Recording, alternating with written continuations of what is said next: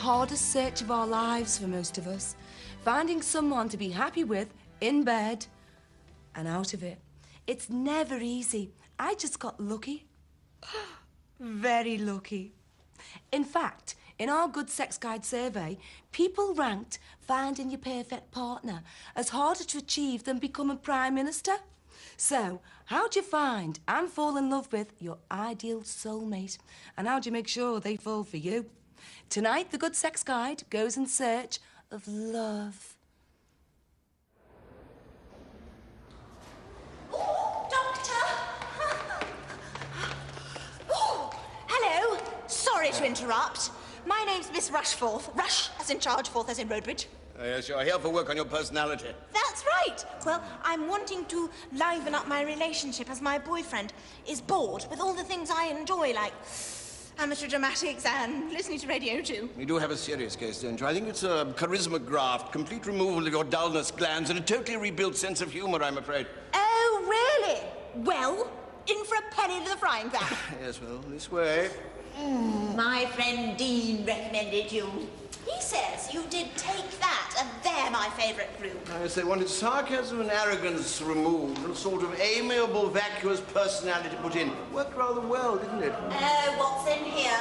Oh, that's the casualty unit. Really? Yes, we've got the whole cast in there, but frankly, I'm not sure we can do much for them. Oh, makes you realise, doesn't it, how lucky you are.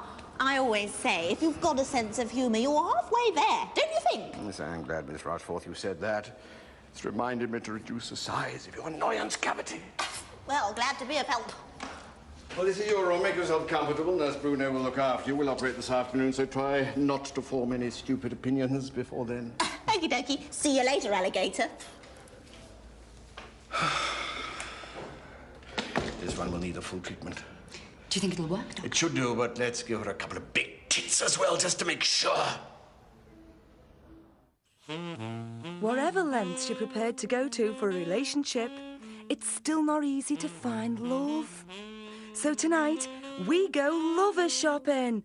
Scientifically, methodically, in cold blood. We're going to follow 10 women who've already spent several years on the quest. We see how 2 hours can change their lives. All our girls here are looking for Mr. Right, but all we found so far is Mr. Not Bad, Mr. Fairly Wrong, or Mr. Nightmare from Hell, terrible. Now, they're all good looking, they're all good fun, and they all know what they want. So, why can't they find it? The guys that I've been dating, they're all the type of person that has either been through a relationship and doesn't want to commit again, or they're just not ready to commit. I don't think they want to make any commitment. They want their cake and eat it, basically. You know, what's happened with the past, with the rest, they were just too weak. Sorry, just too weak. I think with men it's very hard to find out their actual personality, because when you're out on a social sort of side of things, people are just chatting about things that they've been doing and they won't get deep into their character. So it's hard to actually find out what someone is really, really like. What's been wrong with the fellas that you've already had relationships with? Oh, gosh. The wives. The wives.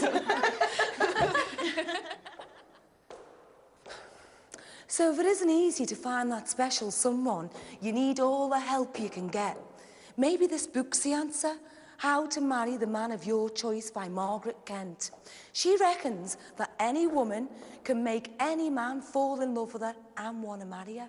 She claims 100% success rate. Can it be true? If so, I'm after Mel Gibson.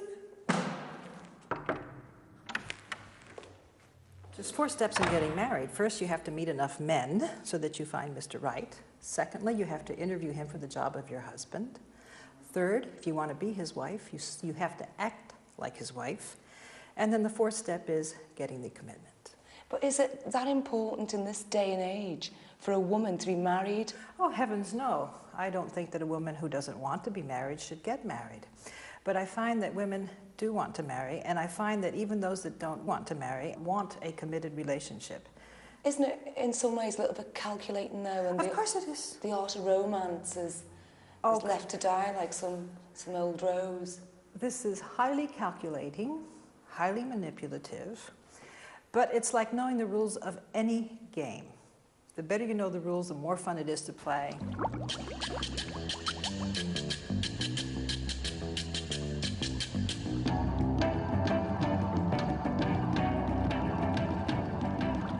You might think sexual chemistry just happens spontaneously, but if Margaret's right, you can control and manipulate this mysterious force. We brought Margaret Kent to give a special seminar to our 10 lover shoppers. Over the next 2 hours, she'll teach them how to find their dream man and marry him. Now, virtually, what does the man really want? He wants somebody that's going to fulfill his mother's prophecy. His mother probably said to him, "Listen, George, you're a very special lad. And someday a woman is going to come into your life and she's going to recognize how special, how unique you are. So when you get a little more courage in this course and you meet somebody for the first time and you want to get in their subconscious with 1 or 2 sentences, what are you going to say? They're unique. That they're unique. That's exactly what you're going to say. The point is, the man thinks he's unique, and the woman, who's the right woman for him, is going to recognize it. And the sooner she recognizes it, the more likely she's the right candidate to be his mate.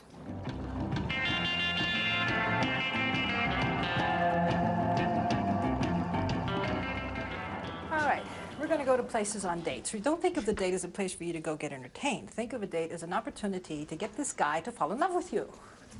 If you allow a human being, and this can be male or female, to tell you about the emotional events in his life, and you are a sympathetic listener, within 30 hours he can't walk away from you. Within 100 he wants to marry you. And especially if you throw in there your unique, special, tell me more and more. You decide, okay, this is the guy for me. What am I going to do? You're going to act like his wife. What do we do when we act like his wife?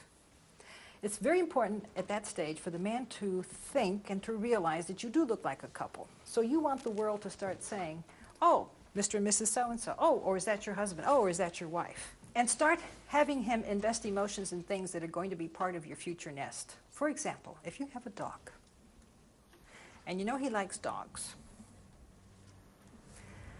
ask him to wash the dog for you. Give the dog the bath.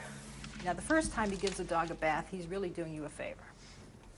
The second time he's doing the dog a favor, and the third time it's his dog. You don't no longer even have to say bathe the dog. He'll look for the flea, the tick, or the mud spot or whatever, and wash the dog. Do the same thing about the cabinet. Honey, this cabinet door's loose, you know. Can you paint it? Can you fix it? Can you... Once he puts an imprint of his energy and effort into something, it is marked emotionally his. Let him mark everything in your house.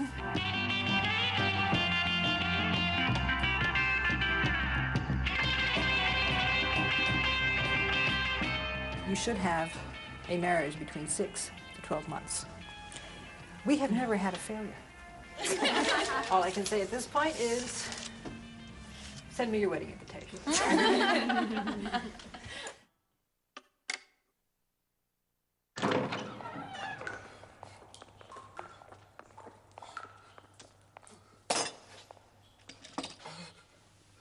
Comfy, Colin.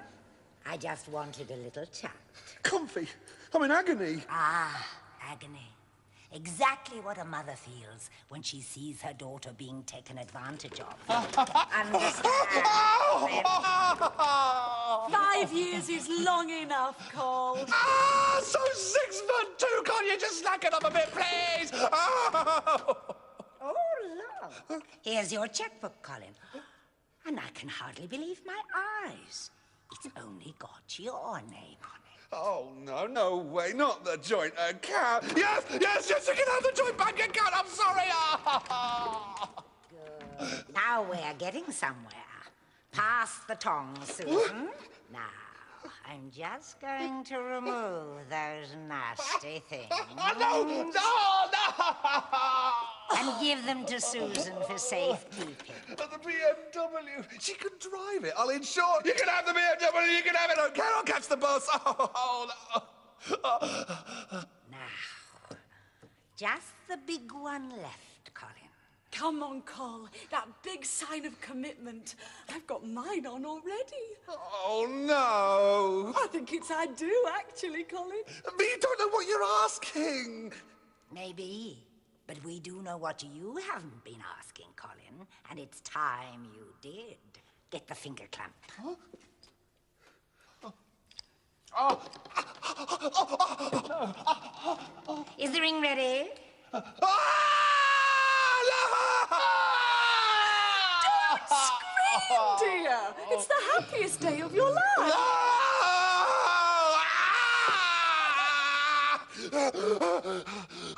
Oh, God. Oh, God. Carl, what is it? Oh, it's nothing. I just had this terrible nightmare. You go back to...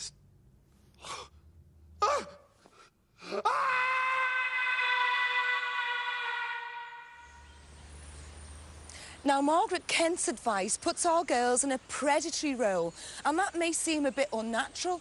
After all, it's the male of the species that's supposed to do the running, isn't it? But all over the animal kingdom, it's the women that do the choosing. Girls, this is Chris Packham, and he knows plenty about mating.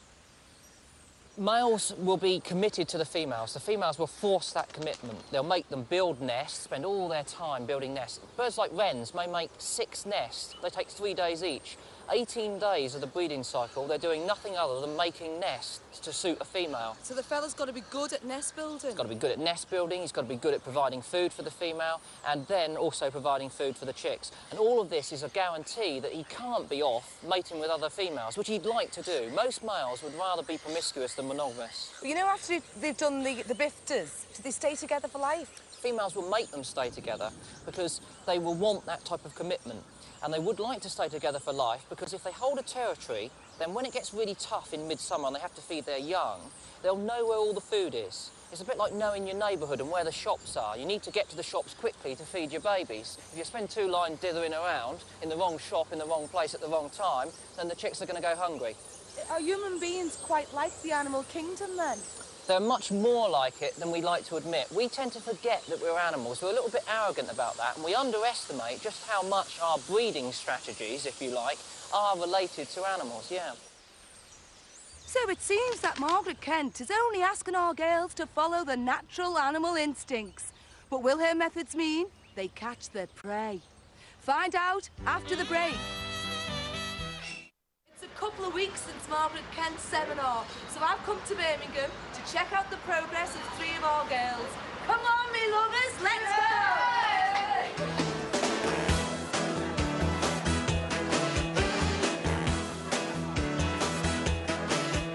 go! Our girls are religiously following Margaret Kent's advice on how to catch a man. Step 1, find him and start interviewing.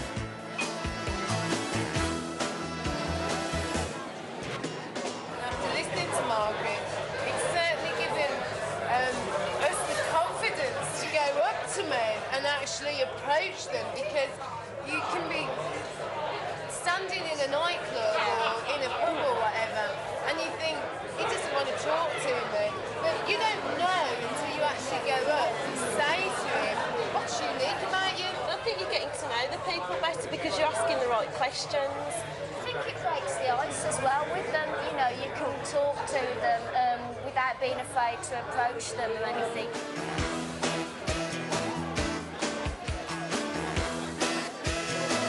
What's unique about you?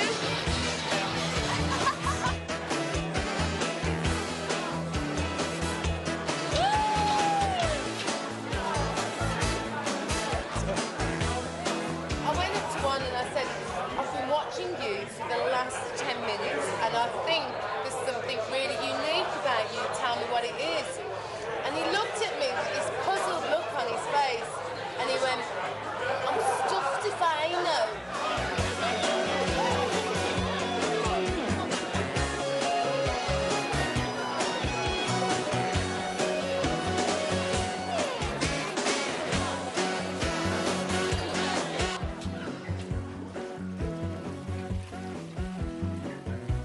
Oh, girls, I'm falling off my perch, but I want you to stay on the case. Remember everything you've learned. Full report, the ins and the outs, all right? Okay. No Best of luck, girls. See ya. Bye.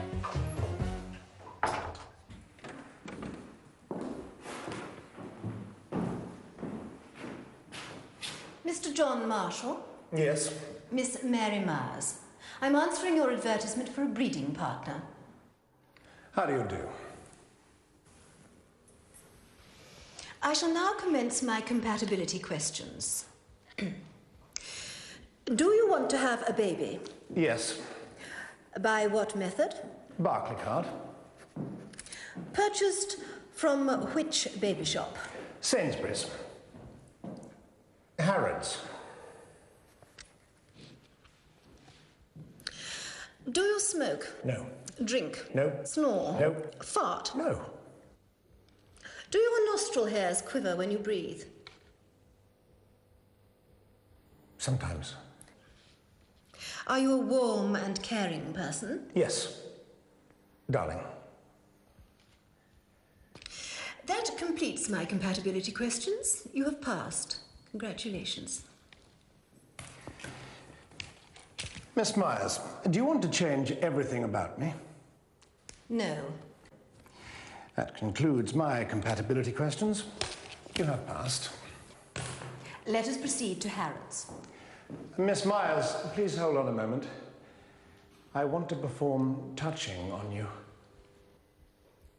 What does touching involve? It's a new technique pioneered in California where male body parts are placed on female body parts. This induces a sense of ecstasy and closeness. Would you like to try a handshake? It is perfectly safe. Very well. I believe one should live a little.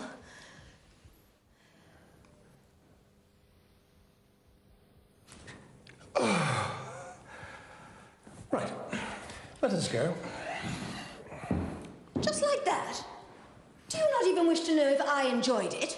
Or do you just not care, you bastard?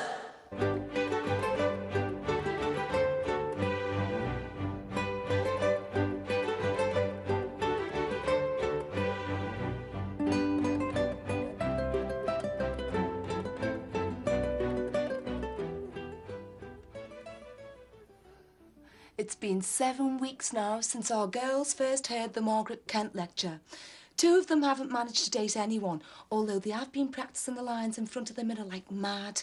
But our other 8, they got lucky. But of course, some more luckier than others. Karen's been on a hot date and she's come in to tell us about it. It does work. They're completely happy to sit there and talk about themselves, non-stop. Well, should we have a little peekaboo? Okay, yeah. Where do you see yourself in, like, 10 years? Oh, I don't know.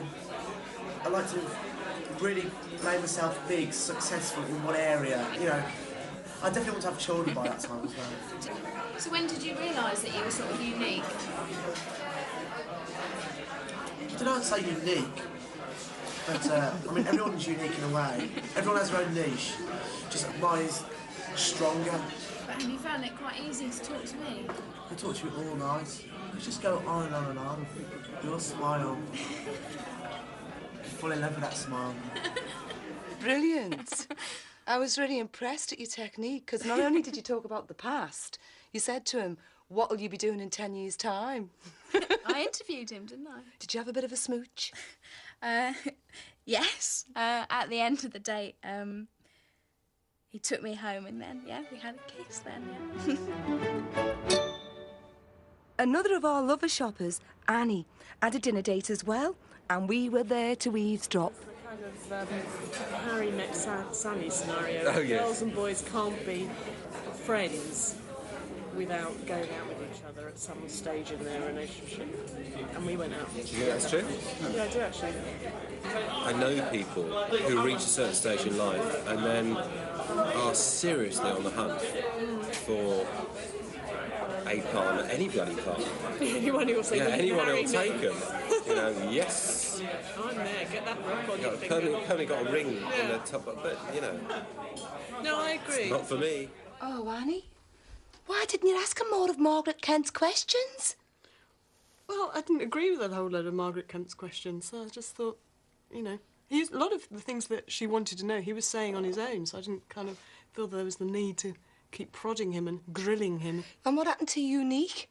Unique is quite a difficult one to get in. Apart from anything else, I don't entirely believe in telling somebody that they're unique. Why? Well, it's not really me, and I think that's the whole point, is you've got to be natural. I don't think you should have some kind of act. I mean, the whole point is that you're trying to build a deep and meaningful relationship, and if you don't believe in what you're doing, then it's not going to be very deep or meaningful. In the end, Annie's date wasn't deep or meaningful or permanent. I'm afraid her fella's determined that they'll stay just good friends. Sandra's just popped round to let me know how she's getting on. Sandra, how did you feel after the seminar? Open-minded. I thought I'd give it a try. Just see what happened. Has any of Margaret Kent's ideas influenced your life? Yeah, more confident, I think. More capable of the attack. And it worked for me. Go away. Yes, it did. I had to go all the way to Copenhagen to find him. And I did. Sandra had been writing to a Danish pen friend for 4 months. She'd never met him, but inspired by Margaret's lecture, she went to Denmark to check him out, and she took a tape recorder with her. What was your very first job? My first job? Still coming back to you now, Sandra. What makes you happy? Tell me, like growing up, what made you very happy, what made you very sad? Oh, yeah. These are important questions. And what is it you're looking for now? Oh my gosh. Are you looking for someone like your mother? No, I'm not looking for someone like my mother. No? I'm looking for a strong, independent woman to share my life with. Are you still looking? Not anymore, no. No? Not anymore? Sandra, does that mean he's found? I think he has. Oh, brilliant. Congratulations. Thanks. You really put this into operation. Yes, You've I got did. what you wanted. I think if you want something bad enough, you have to go after it. And when you go after it, you will get it.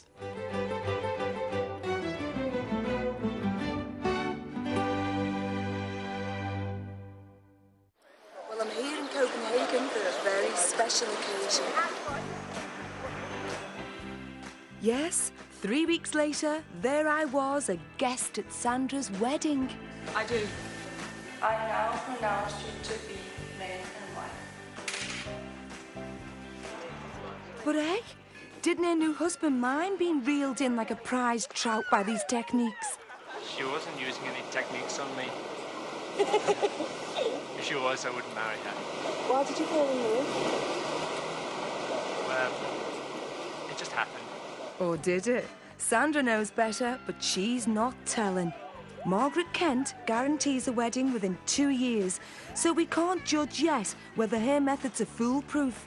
In the meantime, fellas, just watch out if a girl asks you if you're unique. Next week, we bruise our shins on the sharp corners of love triangles. Good night.